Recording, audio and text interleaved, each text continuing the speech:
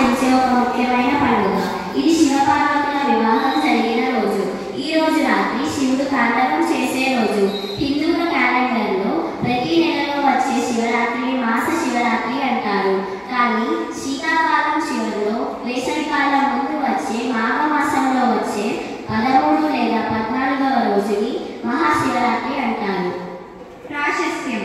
మహాశివరాత్రి చాంద్రమాన నెల లెక్కింపు ప్రకారం మాఘమాస కృష్ణపక్ష చతుర్దశి రోజున వస్తుంది. హిందువుల పండుగలలో మహాశివరాత్రి ప్రశస్తమైనది. ప్రతి ఏటా మాఘబహుళ చతుర్దశి నాడు చంద్రుడు శివుడి జన్మ నక్షత్రమైన ఆరుద్రాయుక్తుడైనప్పుడు వస్తుంది. శివుడు ఈ రోజే లింగాకారంగా ఆవిర్భవించాడని శివపురాణంలో ఉంది.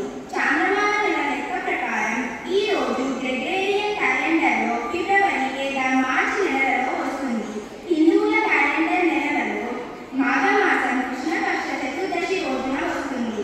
సంవత్సరంలో 12 శివరాత్రులలో మహాశివరాత్రి అత్యంత పవిత్రమైనదిగా భావింపబడుతుంది. దివార్చన. పండుగ ప్రధానంగా వివాహం శివుడికి సమర్పణ ద్వారా జరుపుకుంటారు. ఒక రోజంతా ఉపవాసం, రాత్రంతా జాగరణ చేస్తారు. ఇది శివభక్తులకు అత్యంత పర్వదినం.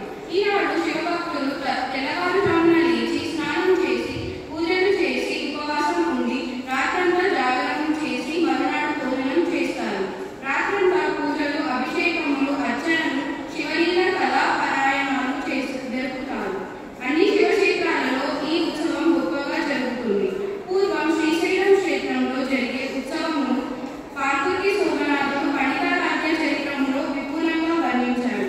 శైవులు ధరించే భస్మము, విభూతి తయారు చేయడానికి ఈనాడు పవిత్రమైనదని భావిస్తారు. రోజంతా భక్తులు ఓం నమ శివాయ అనే పవిత్ర మంత్రం పఠిస్తారు. లింగోద్భవ కాలం. మహాశివరాత్రి రోజున నిశ్చిత